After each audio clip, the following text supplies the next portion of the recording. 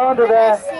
Oh yeah, they're in the back. Musicians are playing a tune, making it easy to be able to know that there are enemy. Because, ladies and gentlemen, at this time, from a long way away, it would be difficult to differentiate the colours of the forces.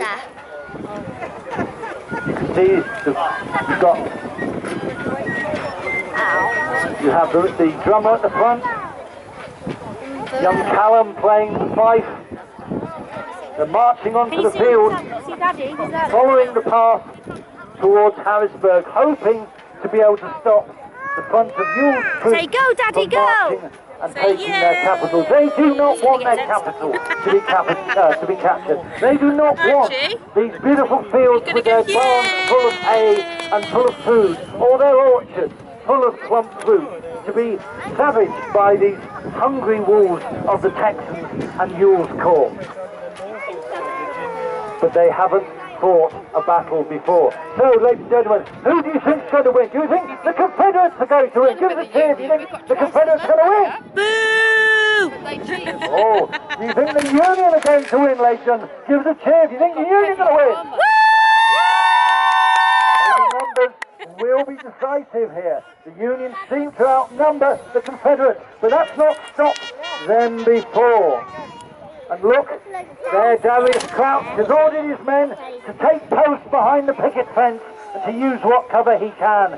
He's walking behind them. Is he firing, Lily? What to do, giving them fire control orders, and they're being repeated by the NCOs. He's even sent forward 2 sharpshooters.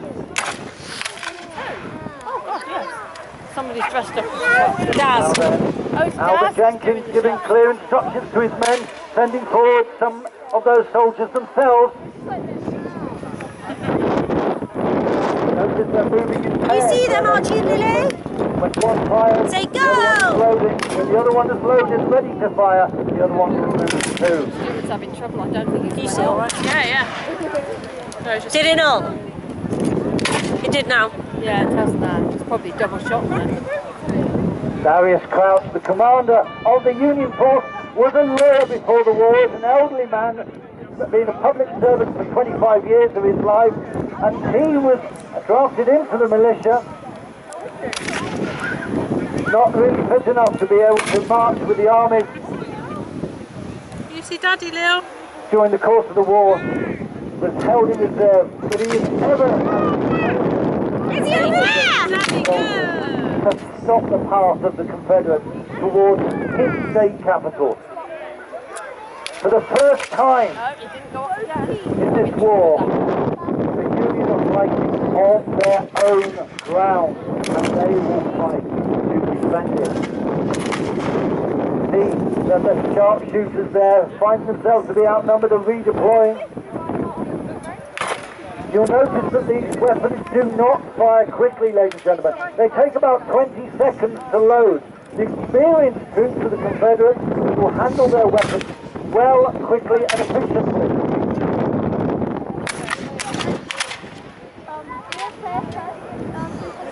Back to the forces, presumably several miles away. The Confederates are now moving forward cagily. Colonel Jenkins there, unsure whether the Union forces have reserves. Signalman's gone. But he's keeping his men to keep their heads down. Now whilst they're trying to move, whilst they're making longer, harder, there was really impact upon the fact that German soldiers are experienced in the handling of their weapons. Now, new recruits did not use their weapons when they were drilling and practicing. They practiced, generally speaking, marching around the field. And you can see that the Union militia, because of their inexperience, are taking far more casualties. They are far less experienced in the use of their weapons. The Confederates, far more experienced, are inflicting heavier casualties and are now deciding that they will pull back and see, well, wait and see operations, possibly just as well. Don't get rolled into an ambush. Oh dear, what a shame. On the battlefield as well, we have not just the commanders and the ordinary rank and file and the musicians, but we also have non-commissioned officers, ladies and gentlemen. They're the ones with stripes on their sleeves. So look out for them, they'll be repeating commands. On the Confederate side, we have a drummer. Is that better? Drummer Joe Reed, give us a wave, come on, Drummer Joe Reed. Fresh from guarding His Majesty.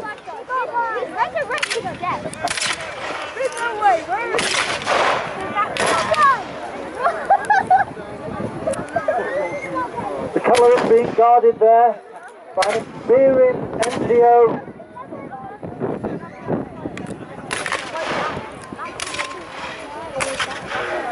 The flags were absolutely essential for units, not simply because they were an embodiment of themselves, but largely for practical purposes, to identify one unit from another. Bugler at the Union side, Bugler Callum Potts has given a command to his, given a command to the Union forces. You can see that they are moving away from the picket fence. It appears that they are retreating, ladies and gentlemen. Looks like the Confederates are now redeploying, they're wheeling to their right. Can you see Daddy and Uncle Sam? They're driving back to Union Force. Okay, Lily, stop doing that. And in so doing, the Union commander may have made a fatal mistake. We will see if it is. He has taken them from cover, and now they stand shoulder to shoulder. They are an easier target to the Confederate forces, who are spread out, as you can see, 5 to 10 paces apart, and with a much lower silhouette. He's going to try volley firing, but those inexperienced troops don't appear to be able to hit the target, even at this close range. Nerves are getting the better of them, clearly. Oh, that was good. That Carl shouting. Archie, off of Mummy's camera. They now control the route to Harrisburg.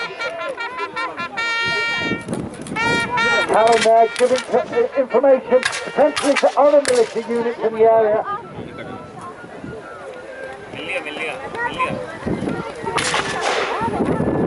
Tune that you can hear being blown there by the drummer, drummer Joe Reed, is the Bonnie Blue flag. These are proud Texans. They fought in every conflict on during the American Civil War. They fought in the Western Theatre, they fought in the Eastern Theatre, they fought at the bloody Battle of Antietam, and they fought at the successful battles of Fredericksburg and Chancellorsville. The Texans are a much feared force, and you can see now that the confident commander, Albert Jenkins, has split his forces into two and is threatening the flanks of the Union troops, who have massed. The commander there of the Union forces decided to make a push towards the picket fence. How will the Confederates respond? Watch Daddy. No, we're not swinging on the fence. That's naughty. The battle is very much at the minute. Who do we think are winning? Who do we think are winning? Who do you think, sir? Unfortunately, I think the Reds are winning with their Kevlar armour. I think the Confederates are winning as well.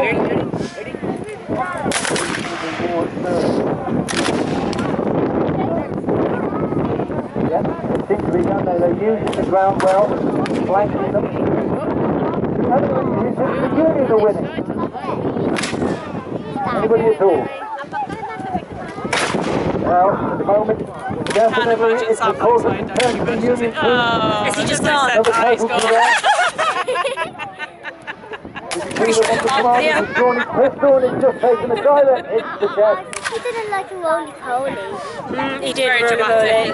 Of course he is. Ladies and gentlemen, if you are very observant, you may notice that there are identical twins on both sides of this battle, and this was historically accurate. Charlie Potts and Callum Potts fighting on opposite sides, and sadly as well, his father, or their father, is also fighting in the Union. This was not untypical. The border states of Maryland and Kentucky and Tennessee And Virginia had similar situations where we had father fighting son, brother fighting brother. Now it's through the Union have very much lost control of the field, are falling back. One remaining sharpshooter. Looks like they are withdrawing off the field. The Confederates are moving forward now. In complete control, the Union are in disarray. And now they bring forward their flag. And this is another victory. Ladies and gentlemen, even though this victory, known as the skirmish at Sporting Hill, which you can look up, nobody's ever heard of it, but it happened. It may not be memorable in the history book, but I think you will agree it was certainly memorable to those who fought and died on this field today. 2 days later, the troops from both sides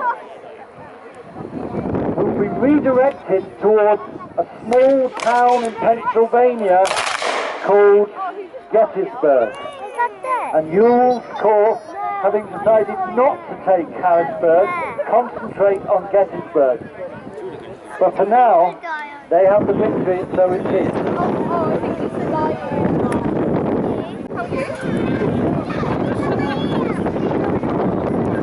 So, ladies and gentlemen, the Union forces are loading their rifles now.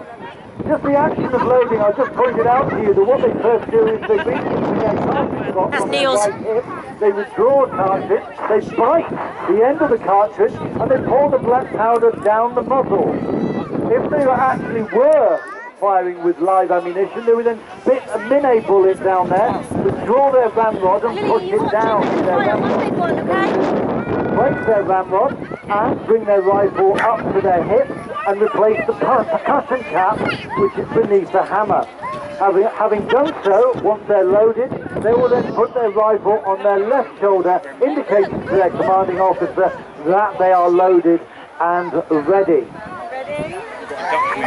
The Confederates are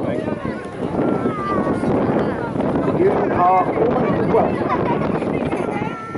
So, ladies and gentlemen, thank you ever so much. This is the American Civil War Society and Southern Skirmish Association saluting you for being a tremendous audience here in Swindon. Thank you very much for coming out to watch us and all the other fantastic displays today. Is he going to have a loud enough voice?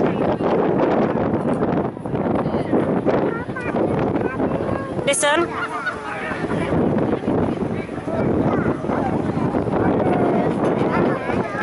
Be a loud band, bunny ears.